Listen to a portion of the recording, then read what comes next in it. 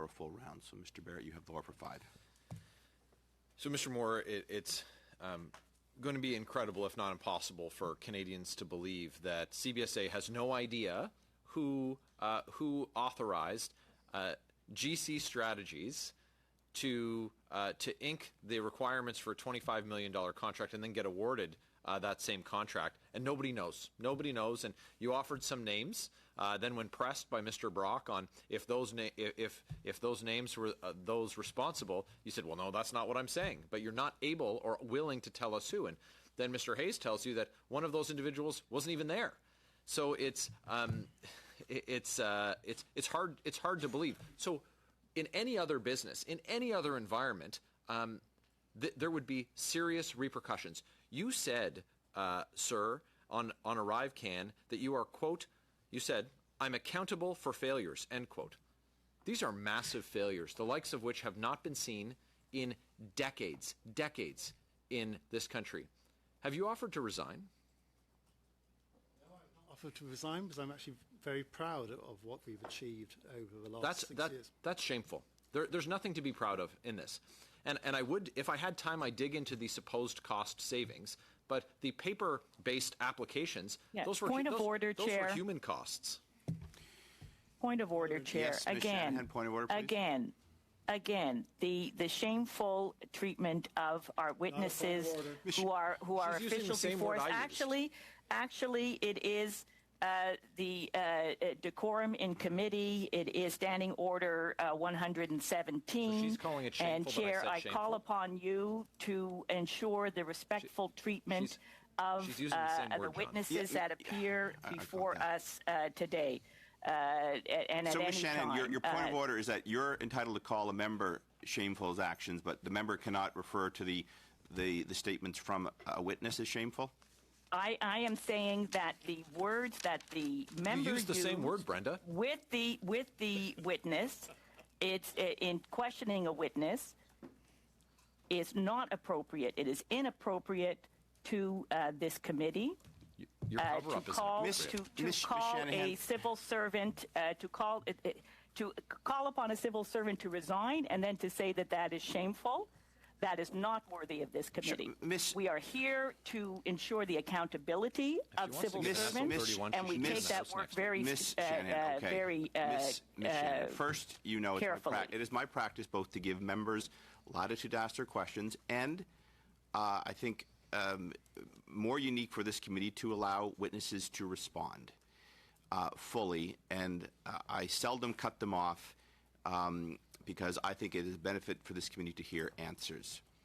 But, Ms. Shanahan, one of the issues before this committee is the lack of answers that have come from the Government of Canada about who is responsible. I am tired of hearing that we will fix it next time, when this is about the auditor's report, finding out what happened. You might not like the tone that Mr. Barrett is using, but it is entirely appropriate. And Chair. And I suspect a good part of the country agrees. Now, don't bring me into this debate with these frivolous points of order on tone, particularly when you take issue with the word Mr. Barrett used and then use it yourself to describe his actions, thereby reinforcing the point it is accurate. Mr. Barrett, you have the floor. Chair? Is it a point of order, Ms. Khalid? Yes, Chair. Again, on the same point of order on decorum, I would appreciate if the Chair, I'm talking about a different person now, if the Chair himself could be a little bit more nonpartisan in how he conducts our committee. Ms. Khalid, don't bring me into your bun fights, and I will be nonpartisan and conduct the meeting. You're going to continue to disrupt opposition members from asking questions, then I will get involved and make a ruling, as is my job. I'm not just a potted plant up here that's going to watch the clock. But as you get more political and try to cut opposition members from asking legitimate committee questions, I will reinforce their rights as members to ask it. Mr. Barrett, you have the floor for 3 minutes, 40 seconds, please. My colleague Eric Duncan asked you last week, Mr. Moore, which CBSA executives involved in ArriveCAN received performance bonuses, and you said, quote, "I can't confirm if they received bonuses this year because the year is not actually at an end," end quote. Well, year end has come and gone. Which executives and how much?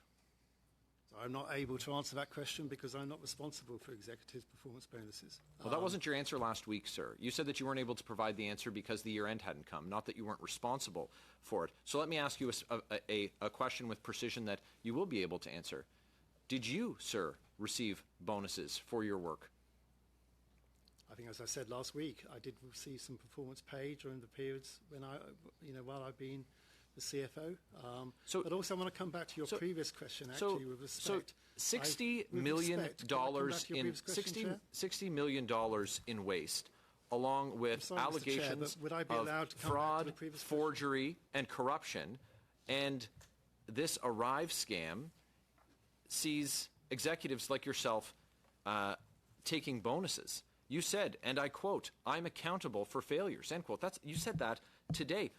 Where is the accountability? So everyone keeps their job, everyone gets a bonus, and Canadians are on the hook for all of it, for tens of millions of dollars. And the supposed cost savings of paper versus this application, well, those paper costs were human costs. All of those humans are still being paid. These were costs on top of it. And so much of it, tens of millions of dollars of it, are grift, are just Liberal insiders getting rich while Canadians get hammered and have to pick up the bill. And so it's egregious. It's egregious as well.